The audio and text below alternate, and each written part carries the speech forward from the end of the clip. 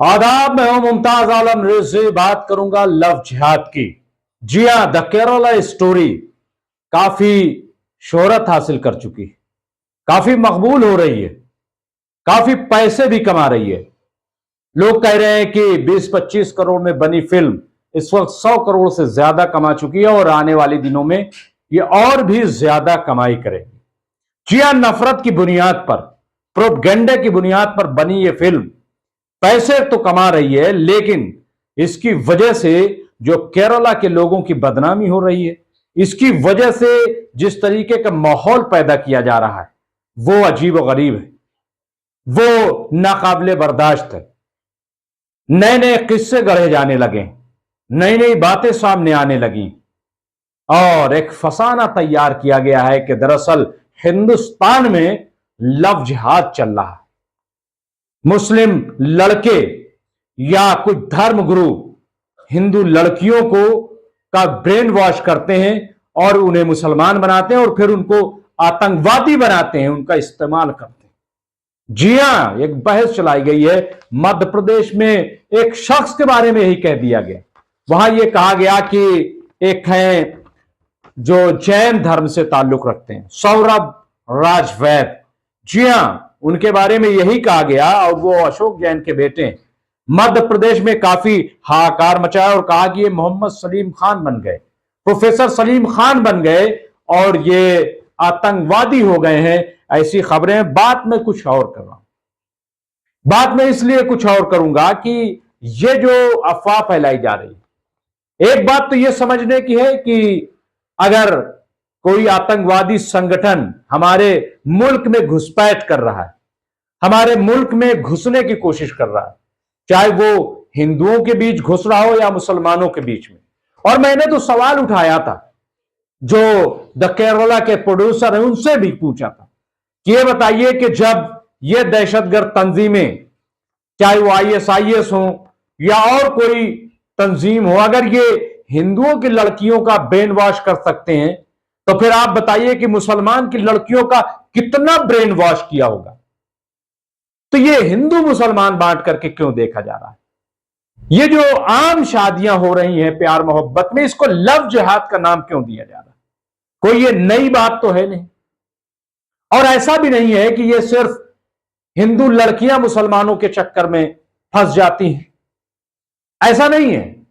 कई फिल्में इससे पहले भी बनी, आप देख सकते हैं कि किस तरह से एक दूसरे के प्यार में लोग जो है वो दीवाने होते हैं, लेकिन उनका पेश करने का तरीका अलग था। वहां कोई लव जिहाद नाम की चीज नहीं थी। हां, यह बात जरूर है कि अगर मुस्लिम लड़की है और हिंदू लड़की से शादी करती है तो एक प्रॉब्लम पैदा होती है सोसाइटी में, शर्मिंदगी का एहसास होता है, ये बिल्कुल सही है। अगर बहुत आला घराने का मामला है तो वहां कोई प्रॉब्लम नहीं है। आप देख लीजिए कि बड़े बड़े लोग जो हैं उनके यहां ये सब कोई बड़ा मसला नहीं है। अगर तहसीन पूनावाला की शादी वड्रा, जो कि प्रियंका गांधी के शौहर है, उनके बहन से हो जाती है तो कोई मसला नहीं है। लिव मेरिडियन में शादी हुई, मैं खुद मौजूद था। या और भी बहुत सारे नाम है, मैं नाम नहीं गिनाना चाहता, लेकिन मैं बताना चाहता हूं ये कोई मसला नहीं। मसला मिडिल क्लास में पैदा होता है। मसला वहां पैदा होता है कि जहां एक माशरा है, एक अलग सी सोसाइटी है, वहां शर्मिंदगी होती है, वहां लोग अपनी बेटियों को अलग कर देते हैं, चेहरा नहीं देखना पसंद करते। मैं इसलिए बात कर रहा हूं, मैं स्टोरी आपकी खिदमत में पेश करूंगा और बताऊंगा सच्ची घटना क्या है। मैं आपको बताऊं कि डॉक्टर नासिरा शर्मा का नाम आपने सुना होगा, नासिरा शर्मा। ये इलाहाबाद यूनिवर्सिटी में जो सदर शोभा थे, प्रोफेसर जामिन अली की बेटी थी और उन्होंने जेएनयू के एक डॉक्टर शर्मा से शादी की। मेरी उनसे बातचीत हुई, उन्होंने कहा कि मैं क्या करती, जिस घराने से हमारा ताल्लुक था, इल्मी घराने से, उस लेवल के लोग मिले नहीं, शादियों का बड़ा मसला था और बहरहाल ये शादी मेरी हो गई। मैं डॉक्टर शर्मा से भी मिला था तो हंसी खुशी जिंदगी गुजरी, लेकिन उनको एक्सेप्ट नहीं किया गया। इसका एहसास नासरा शर्मा को आखिरी तक है, रहा है। बहुत बड़ी नॉवेल निगार है। मैं एक बात बता रहा हूं सोसाइटी की, लेकिन उनकी जिंदगी बड़ी अच्छी रही। लेकिन अभी जो मैं बात करने जा रहा हूं वो बिल्कुल डिफरेंट है। मैं बरेली का जिक्र करने जा रहा हूं, जहां 9 साल में 64 मुस्लिम लड़कियों को हिंदू बनाया गया है। और यह बरेली जिले का वाकया है। गांव जो है वो परमकूप गांव है। यहां के जो पंडित जी हैं, इनका नाम है के शंकचार। ये काफी चर्चा में रहे पिछले दिनों, काफी शोर रहा। इन्होंने सिक्योरिटी तक मांगी थी जब काफी चर्चा में ये आ गए थे। और इनका दावा यह है कि ये घर वापसी करा रहे हैं। ये जो मुस्लिम लड़कियां हैं उनको हिंदू लड़कों से उनका ब्याह करा रहे हैं, शादी करा रहे हैं। शहनाज नाम की मुस्लिम लड़की थी, उसको सुमन बनाया गया। ये स्टोरी अगर आप गूगल पे जाएंगे, सर्च करेंगे, तो पूरी स्टोरी आपको मिल जाएगी। वहां पे आप जाकर के देख लीजिए। बरेली जिले का वाकया है। और जो पंडित जी हैं वो हैं के शंकचार, और काफी चर्चा में रहे। इसके साथ ही एक और नाम आया है इरम जैदी। उनको इन्होंने जो नाम दिया है वो रवती दिया है, यानी एक अलग नाम जो है वो सामने आता है। इसके साथ ही एक सलमा खान लड़की है जिसको सीमा बनाया गया है। तो कई नाम सिलसिलेवार हैं, आप जाकर के देख सकते हैं। इसको आप क्या कहेंगे? यह कौन सा जिहाद है? यह कौन सी जंग है? यह कौन सी लड़ाई है? जबकि यहां तो दावा किया जा रहा है, बाकी जगहों पे दावा नहीं है। आज मैं आपको बताऊं सच्ची बात कि कई ऐसे, क्योंकि माशरा हमारा बड़ा ओपन हो गया है, कोई एजुकेशन सिस्टम है, आला एजुकेशन में लोग जा रहे हैं, नौकरियां लड़की लड़के कर रहे हैं, वहां प्यार हो रहा है।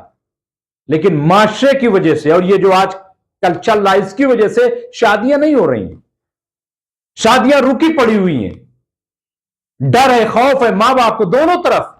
मतलब मां बाप चाहते भी हैं, अगर हिंदू मां बाप हैं तब भी चाहते हैं कि कोई बात नहीं, अगर अच्छा लड़का शादी कर लीजिए। मैंने खुद शीला दीक्षित जो दिल्ली की मुख्यमंत्री थी, उनकी बेटी की शादी सलमान से हुई। मैं जब वो मुख्यमंत्री थी, मैं दिल्ली सेक्रेटरीट के एक प्रोग्राम में मौजूद था। उन्होंने बताया कि मुझसे ज्यादा सेकुलर कौन हो सकता था, और उन्होंने कहानी सुनाई। कहा मेरी बेटी को एक मुस्लिम लड़के से प्यार हो गया, और जब मैंने पता किया, बहरहाल ये एक बड़ा अजीबोगरीब मामला था माशरे के एतबार से, लेकिन मैंने कहा कि ये बताओ वो कौन है? तो उन्होंने कहा कि सैयद सलमान। कहा चलो सैयद तो है क्योंकि मैं ब्राह्मण हूं। तो वो शादी हो गई, दोनों बहुत आराम से रह रहे हैं। तो ये जो कल्चर है, तो इसको क्या नाम दिया जाएगा? कहने का मतलब ये है, अभी आप देख लीजिए औरैया का मामला है, ये भी आप गूगल में जाएंगे और सर्च करेंगे, आपको स्टोरी मिलेगी। वहां पे भर्रापुर के मंदिर में खुद वहां की विधायक जो थी गुड़िया कटेरिया, उनकी मौजूदगी में बाकायदा हिंदू रस्म रिवाज से एक मुस्लिम लड़की की शादी हुई, इसको कन्वर्ट किया गया। इसको क्या नाम देंगे आप? कहने का मतलब सिर्फ इतना है कि ये जो नफरत घोली जा रही है ना, कि देश को हम नया भारत बना रहे हैं, नए भारत को बनाने के चक्कर में, मतलब विकास नहीं होगा यहां पे। नए भारत में रोजगार नहीं मिलेगा आपको, नए भारत में प्यार और मोहब्बत नहीं मिलेगी, नए भारत में आपको ऐसी कोई चीज नहीं मिलेगी कि जिससे आप जिंदगी बड़े आराम से गुजार लें। नए भारत में आपको मिल रहा है झूठ बोलना। कितना, कौन ज्यादा झूठ बोल सकता है? नए भारत में शायद देने की कोशिश की जा रही है नफरत, कि हर तरफ नफरत का बाजार गर्म कर दो ताकि हमारी कुर्सी बची रहे। कुर्सी बचाने के लिए नफरत फैलाई जा रही है, तभी तो उसके जवाब में मोहब्बत आई है। कर्नाटक में जब कांग्रेस की जीत हुई तो राहुल गांधी ने कहा कि नफरत के बाजार में हमने मोहब्बत की दुकान खोल दी है, और अब मध्य प्रदेश में खोलने के लिए जा रहे हैं। हिमाचल प्रदेश में पहले ही हमने मोहब्बत की दुकान खोल दी है। कौन शख्स है जो नफरत को पसंद करता है? नहीं पसंद करता। मोहब्बत को पसंद करता है, चाहे वो जिस फिरके का ताल्लुक रखता हो, चाहे वो हिंदू हो, मुस्लिम हो, सिख हो, ईसाई हो, मोहब्बत पसंद करता है, क्योंकि मोहब्बत के बगैर गुजारा नहीं है, नफरत के बगैर गुजारा है।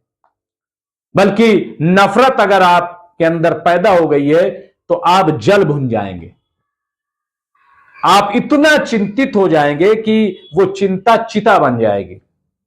लेकिन अगर मोहब्बत आपके दिल में है तो बड़े बड़े मसाइल आपके हल हो जाएंगे, चिंता खत्म हो जाएगी, मोहब्बत आपके दिल में आ जाएगी। लेकिन ये नफरत सिर्फ इसलिए कि नया भारत है, हिंदू राष्ट्र की बात हो रही है, बस हिंदू राष्ट्र बनेगा। अरे कैसे बनेगा, क्या फॉर्मेट है इसका, क्या फार्मूला है, क्या होगा उस हिंदू राष्ट्र में? रोजगार मिलेगा, चलिए ठीक है, मत दीजिएगा हिंदू राष्ट्र में मुसलमानों को रोजगार, लेकिन यह बताइए क्या हिंदू नौजवानों को, आज 145-50 करोड़ की आबादी, दुनिया की पहली बड़ी आबादी वाला देश हमारा बन गया है भारत, चीन से भी हम आगे जा रहे हैं, निकाल दीजिए 20 करोड़, उसमें से मुसलमान 25 करोड़, बताइए 125 करोड़ जो लोग हैं उसमें कम से कम मैं समझ रहा हूं कि 60-65 करोड़ नौजवान हिंदू हैं, इनको कैसे रोजगार दिया जाएगा? इसी का फॉर्मेट बता दीजिए, इसी का फार्मूला बता दीजिए। इनके लिए ही जो समस्याएं रोज पैदा हो रही हैं महंगाई को लेकर के और तमाम, ये कैसे हल होगी? जो किसान हैं उनके जो मसाइल हैं उसमें बहुत ज्यादा मुसलमान नहीं है, तो इन किसानों के मसाइल कैसे हल होंगे, ये बता दीजिए। लव जिहाद, लव जिहाद, क्या हुआ कश्मीर फाइल्स का? क्या वहां के ब्राह्मणों को इंसाफ मिल पाया? क्या वहां के ब्राह्मणों के जो मसाइल थे वो हल हो पाए? क्या ब्राह्मणों को सुकून मिल पाया? जो डायरेक्टर थे, प्रोड्यूसर थे, उन्होंने पैसे तो खूब कमाए, और जिनको राजनीति करनी थी उन्होंने थोड़े दिन राजनीति भी कर ली, जो अहम इश्यूज थे वो पीछे डाल दिए गए। पुलवामा पर कोई बात नहीं कर रहा, जो धरने पर बैठी है यहां जंतर मंतर पर महिला पहलवान, इन पर कोई बात नहीं कर रहा है। लेकिन लव जिहाद आ गया, द केरला स्टोरी आ गई, 25 करोड़ की फिल्म थी, 100 करोड़ कमा लिए। ये वाहवाही है, क्यों ना कमा लेगी जब सरकारें खड़ी हो जाएंगी साथ में। सवाल यह है कि क्या फिल्मों के जरिए आतंकवाद का मुकाबला किया जाएगा? क्या फिल्मों के जरिए जो है आतंकवाद को रोका जाएगा? अगर सब प्रोड्यूसर और फिल्म मेकर, एक्टर सब कर लेंगे तो हमारी सरकारें क्या करेंगी? सरकारें क्या करेंगी? वो बैठ के फिल्म देखेंगी और ऐसे रुकेगा आतंकवाद? ये सवाल है सरकार से, उनसे सवाल है जो जाकर के फिल्में देख रहे हैं, टैक्स फ्री कर रहे हैं। कफन पे टैक्स लगाया जा रहा है, किताबों पर टैक्स लगाया जा रहा है, दूध पर टैक्स लगाया जा रहा है, रोटी पर टैक्स लगाया जा रहा है, और फिल्म जो नफरत बांट रहे हैं उसको फ्री किया जा रहा है। ये सवाल लोग कर रहे हैं सोशल मीडिया पे। शुतुरमुर्ग बनने से कुछ हासिल होने वाला नहीं है। ये हार जो हुई है कर्नाटक में, इसकी वजह यही है कि आप शुतुरमुर्ग बन गए, आपने रेत में सर डाल दिया और समझ रहे कोई दुनिया देख नहीं रही। हर चीज पे जीएसटी, जीएसटी, जीएसटी। छोटे छोटे व्यापारी जो है वो परेशान हाल है, दुकान का किराया तक नहीं निकल पा रहा है, और अडानी दुनिया के दूसरे अमीर आदमी बन गए। कहां से पैसा आ गया? हिंदुस्तान बेहाल है, 85 लाख करोड़ कर्ज हो गया यहां पे, और इसी सरकार में लिया गया इतना ज्यादा कर्ज। हिंदुस्तान तो गिरवी होने के उसके नौबत आ गई, और अडानी जी दुनिया के दूसरे अमीर तरीन आदमी बन गए। कैसे बन गए? जब इस पे सवाल किया जाता है, जब हिंडनबर्ग की रिपोर्ट आ जाती है, अडानी 40वें नंबर पर पहुंच जाते हैं, तो सरकार डिफेंसिव हो जाती है, कहती कोई मैटर नहीं है, तो पॉलिटिक्स है पोजीशन की। एक हिंदुस्तानी अमीर बन रहा है तो उसके खिलाफ साजिश की जा रही। क्या बात है, कौन सी बात है ये? एक आदमी को अमीर बनाने के लिए सरकार चल रही है, या फिर जो गरीब लोग हैं, आज 80 करोड़ खुद सरकारी आंकड़े हैं, सरकार ने ऐलान किया है अभी बजट में अपने कि 80 करोड़ देश के लोगों को मुफ्त अनाज दिया जाएगा 5 किलो। क्यों मुफ्त दिया जाएगा? क्यों उनके लिए ऐसा कुछ नहीं किया गया कि वो साहिब रोजगार बन जाते, वो अपने पैरों पर खड़े हो जाते? सिर्फ नारेबाजी होगी, सिर्फ नारे दिया जाएगा। कहने का मतलब यह है कि ये जो माहौल खराब किया जा रहा है लव जिहाद के नाम पे, कोई लव जिहाद नहीं। हां, आतंकवाद अगर कहीं है तो उससे खतरा सिर्फ हिंदू बेटियों को नहीं, माफ कीजिएगा, उससे खतरा तो फिर मुस्लिम बेटियों को भी है, उससे खतरा तो ईसाई बेटियों को भी है, और उससे खतरा हर हिंदुस्तानी बेटी को है। सबकी हिफाजत कीजिए, सब कोई मुत्तहिद होकर के मुकाबला कीजिए। लेकिन मुझे यकीन है अपने हिंदुस्तान पर, मुझे फख्र है इस जमीन पर, यहां के लोगों पर, यहां आईएस नहीं, कोई भी हो, दहशतगर्द तंजीम, आतंकवादी संगठन हिंदुस्तान में कामयाब नहीं हो सकता है। न कभी हुआ है, न कभी होगा, नहीं होगा। तो बहरहाल कहने का मकसद यह है कि इस किस्म की सियासत अब बंद की जाए, सही सियासत की जाए, ताकि देश को सही सिमत मिल सके। बहुत बहुत शुक्रिया।